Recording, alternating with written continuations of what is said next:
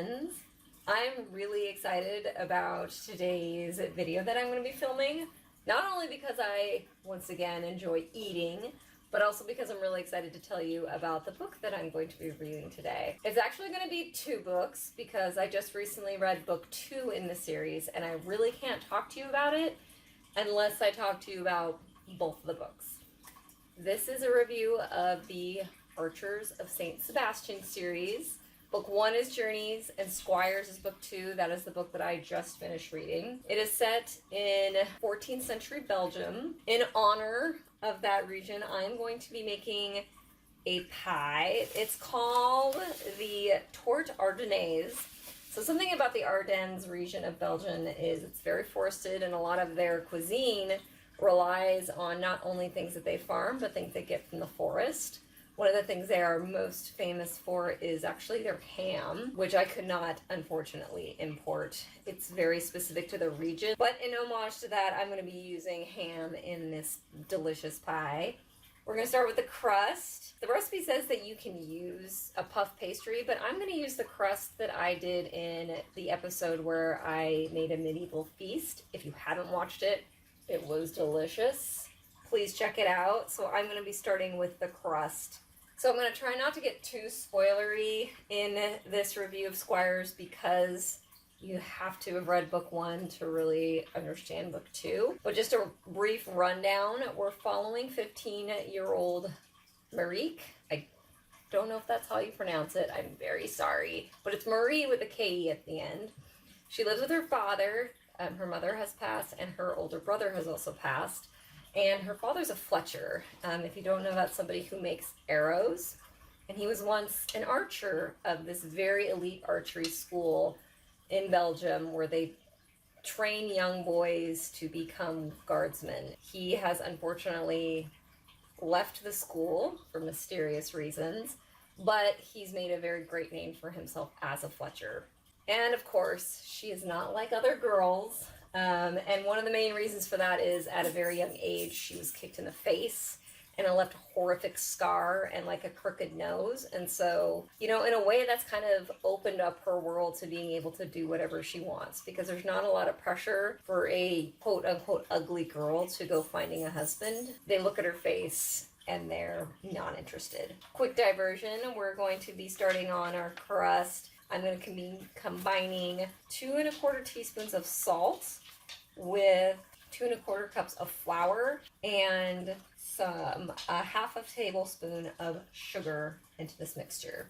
So in the beginning of our story, our girl, Marique, in the beginning of Journeys, is living with her father until one day she witnesses his murder. Now, she doesn't know who did it. She couldn't see the killer's face, but she heard his voice. And he was murdered in a very symbolic way. And so she is able to escape wearing her deceased brother's clothing, and she disguises herself as a boy, which is one of my most favorite tropes in literature, is the girl disguised as a boy. She escapes. She finds herself at Saint Sebastian's as a boy. She's exhausted and nearly gets the crap beat out of her by one of the other students, but she is rescued by Tristan, who is the most handsomest.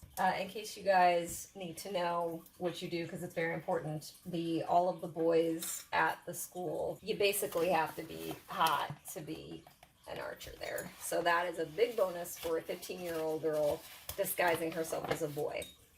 So she gets rescued by Tristan, and he makes her his squire, much to the behest of, you know, the resident bully who has tried to kick her ass. Inevitably, she swoons all over him, but, you know, she keeps it cool. Nobody figures out her secret. You know, and her goal in Journeys is to prepare Tristan for the archery trial so that he can advance and eventually, hopefully, become a guardsman. And I won't get into too much of what happens there because I don't want to spoil anything. But in the end, our girl ends up being found out by one of the other members of the guild. And so she has to make a choice. at the beginning of Squires if she's going to stay a boy, or is she going to take the opportunity of being found out that she's in fact a girl and then start a new life. Because honestly, if she does get found out as a girl, she's gonna be in great danger. But she decides she just can't because she loves Tristan and the boys and she fears for his life. So she goes back to Saint Sebastian in the beginning of Squires. Okay, so now I've got my flour, sugar, and salt. Now, instead of chilled butter, I decided I'm going to amp up the fat content a little bit, and I am going to add lard instead of butter. Now, it will definitely add a different kind of flavor to what you're doing, but something that you need to consider also is that it's actually not a 1-to-1 ratio. Say I need 150 grams of butter, I actually only need 120 grams of lard, which I'm going to go ahead and measure out now. That, friends, is 120 grams of lard. So I'm going to add that, and we're going to mix it until we get a sand-like texture. So Merrick who goes by Merrick when she's a boy, has a lot of issues to contend with. So not only is she making sure that nobody knows that she's a girl, but now she has to contend with the fact that there is, in fact, somebody who does know that she's a girl. There might be a little bit of spoilers coming up, but I kind of have to, if you haven't read it. Again, it's not going to be like huge bummer, but it's important. And the fact is, one of the boys knows that she's a girl. He figures it out in the first book, in Journeys, and he actually keeps her secret, which she's shocked because he's none other than Taryn, who is the bully. So he knows that she's a girl. He's kept it a secret for whatever reason. He's like the quintessential bully bad guy, tall, dark, and quiet. Like, you don't quite always get like where he's coming from because he's so closed off and taciturn. He could be easily misinterpreted, which is, I'm sorry, but that is my jam. And I know we're supposed to love Tristan, who's this carefree dude. He's sweet. He treats Merrick like a little brother. He clearly loves him, and she loves him, obviously, in a different way. He's like the nicest of the nice guy, very charming, but like with his own issues and baggage. But dang it, if I don't like the enemies to lovers potential with Taryn, because you always know that there's like a cream puff underneath that angry, closed off, misunderstood exterior. He knows she's a girl, and then she comes back, and there's obvious conflict within Merrick or Merrick.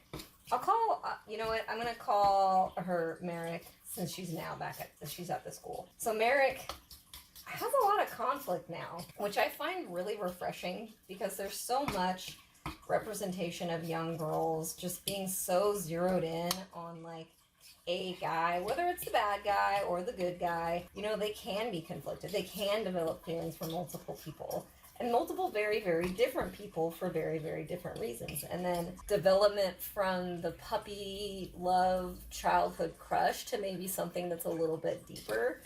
So as she's kind of navigating her way, not only she's trying to disguise her true identity, she's trying to figure out who killed her father, and maybe not so much bring him to justice because she doesn't necessarily see a way for her to do that, but see him pay in some way for her father's murder and just maybe understand her father more. Now she's got these feelings that she's got to deal with. On top of all of that, the plague comes to Ardennes. Bubonic or Black Plague is starting to spread through Europe. And they kind of give you little trickly hints of it in the beginning, but then it starts to come to their little town, and the tension is just exponentially higher. Do they stay? Do they go? I mean, where would they go? On top of all of the other awkwardness that she has to deal with. It's pretty sand-like texture. So now I have to then add the frozen butter and then mix it up even more. I feel like it's so frozen.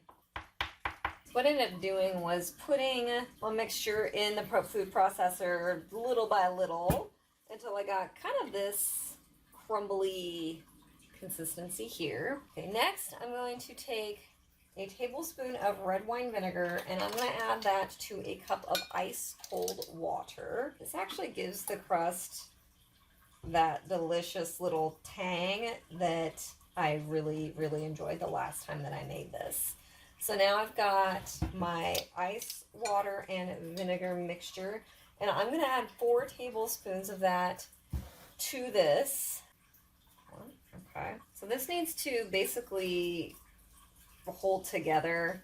Merrick isn't the only one who has to deal with a lot of conflict and emotions in this, because these are all young people. The boys are actually like 17, 18, I believe. So we got big feelings on these little guys. But of course, it's the 14th century. So at that age, you're going to be getting engaged, which Karen is betrothed to a nice young lady who incidentally is conflicted between him and Tristan, just like Merrick. And Tristan is in love with her. Her name's Melisande, and she's just the quintessential beautiful, perfect baby boo, who of course is being betrothed to somebody that she barely knows because patriarchy. Anyway, so there's a lot of conflict emotionally within all of these characters. There's also another character whose lover, like,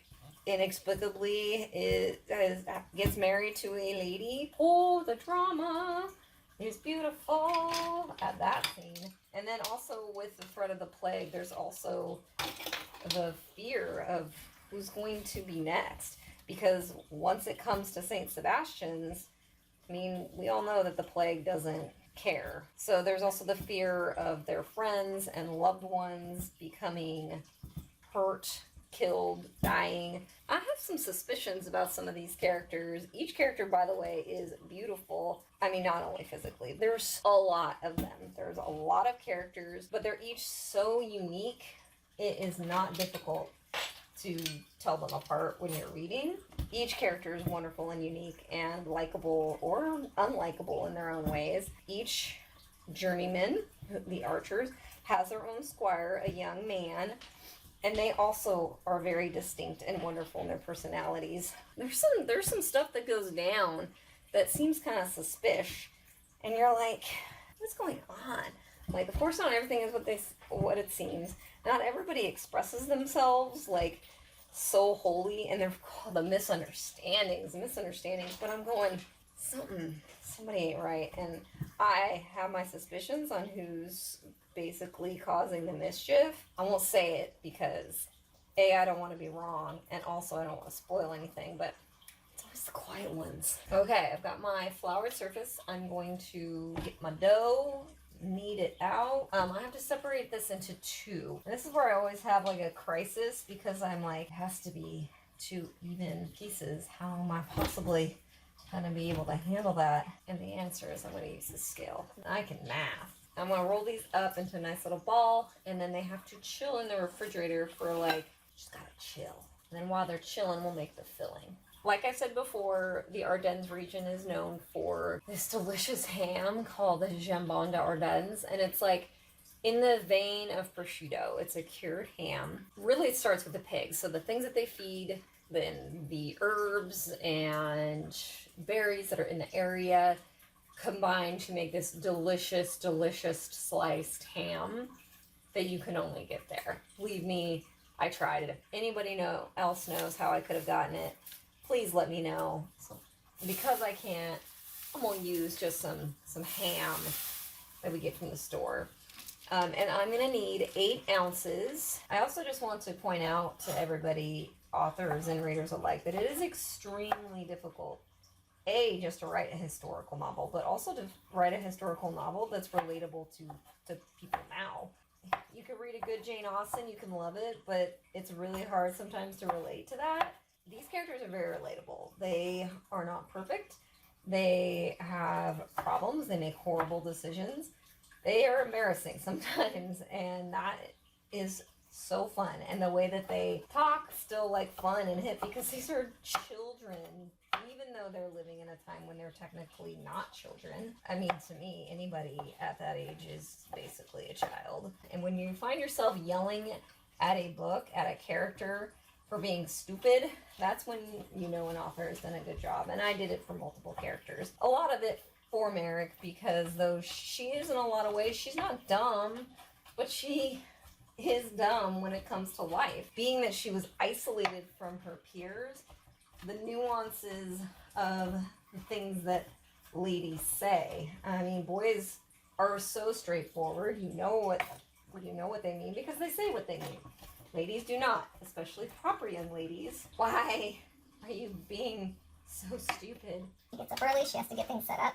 She has to basically help train this person to become an elite guardsman, which is a very distinguished honor. And even though deep down she kind of knows he's not the best, Tristan has a lot of heart when he chooses to have it. But of course she doesn't have that luxury. She's not only wants him to succeed because she loves him, but she wants him to succeed because he's her ticket to staying off the street, because as long as he's in, she's not out.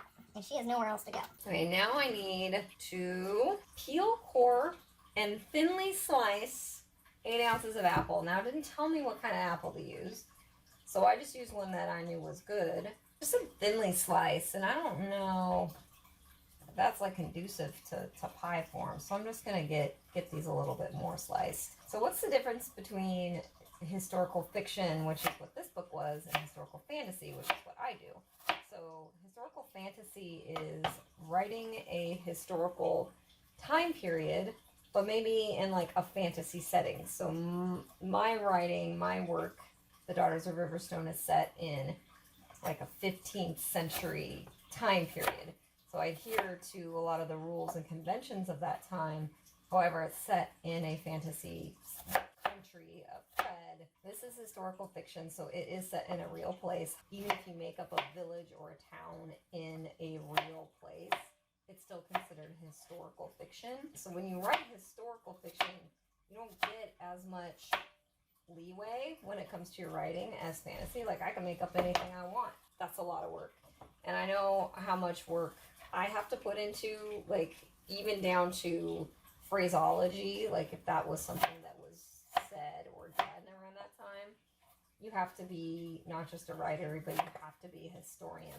I felt like I was in Belgium. The descriptions of what was going on, the architecture, the people, very immersive. The next thing that I have to add to this is chestnuts. Fun fact, at least for me where I live, I can't just go into the store anytime and buy chestnuts. So I actually had to order chestnuts, which is crazy. So these are cooked chestnuts. You can roast your own chestnuts, but I ain't got time for that.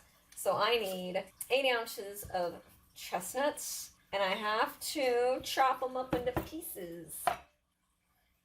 Ooh, they smell good. I've actually never had a chestnut before. So I'm going to chop all these up, and then I'm going to add them to the rest of what I've got going on here. They're frighteningly soft, which I wasn't expecting because they're chestnuts. They really smell very woodsy.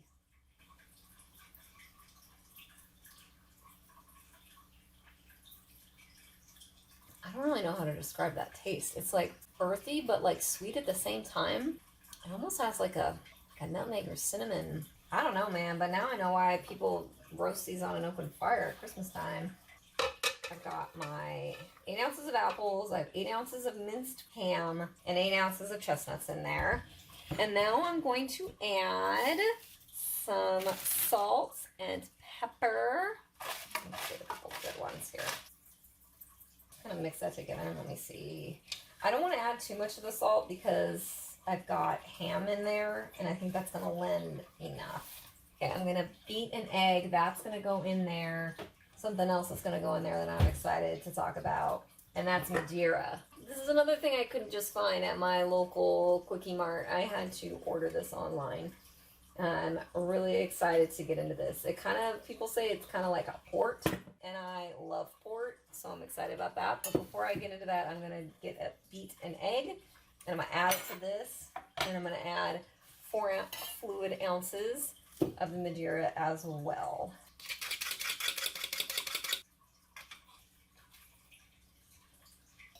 I think this is a papa. Oh. That was a little anticlimactic. Oh. That one's for my homies. It is very much like a tawny port, which it could be another rabbit hole. If you aren't familiar with port has varying stages of aging. The classic port that like a lot of people recognize that's ruby red in color is actually very young. But as it ages, it actually becomes kind of a brownish color. It's called a tawny port. That good, like almost caramelly, tiny little bit of a sweetness on the end. And time to put this pie together. I've got my pie plate. I really hope that this works, because that looks like a lot of filling, but this is just going to be a substantial pie, and I'm not upset about that. All right, I'm going to roll out my dough, and it says it needs to be 1/4 inch thick. I am horrible at measuring, at least distances and time. My phone is about to die, so I'm gonna skip over the rolling process, even though I know it's gripping and exciting. I've got my bottom crust in the buttered pie dish, and I'm gonna poke holes in it, and that will kind of help it cook evenly. And then after that, we're gonna spread the filling. You know, I've done a meat pie before, and it's actually amazing how forgiving they are as far as making sure you get all of your stuff in there. No apple left behind. Now I'm going to roll out the top piece. Got my top on. I'm just sealing up the edges. Now it wants me to brush a beaten egg over the top and then place a funnel in the center to allow steam to escape during cooking. It says use a small piece of cardboard rolled in the shape of a cigarette, which I didn't know what that was because I never smoked, so I had to Google it. Also, I had some extras, so I might do something pretty on the outside of the pie, but I don't want to show that. I'm just going to go ahead and brush this, and then I'm going to put this little guy in the center, and then this is going to bake for 45 minutes, and we'll be back in 45. Okay, it's been baking for 45 minutes, and it smells really, really good. Now I'm going to get out of the pie. There it is. So I have to let it sit and cool for a little while before I remove that cardboard out of there. Oh, but it smells good. Look at that beautiful crust. Saint Seb's pie. I can't wait to get into this. Oh, it smells so good. So after it came out of the oven, I also brushed it with some melted butter. And now I'm going to cut into this bad boy and give you my final thoughts on the Archers of Saint Sebastian series, most notably Squires, because that's the book that I just finished reading. Tarte d'Ardennes.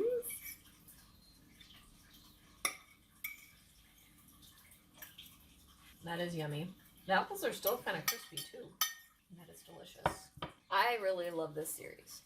And that's not just because I like historical fiction. It is my favorite genre. But sometimes, even with historical fiction authors that you really like, it can get really dry and bogged down in the history, and the characters kind of lose out. But these stories were very heavily character driven, and it just happened to be in a historical fiction time setting. And I really love the characters. I think that was at the heart of it. They both thick, but because so much kept happening, it really didn't feel like you were reading a 600-page book.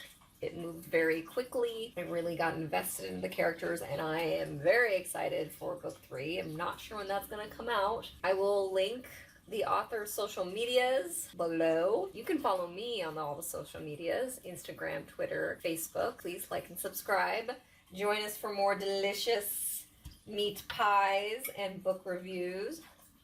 There's really nothing else that I can say.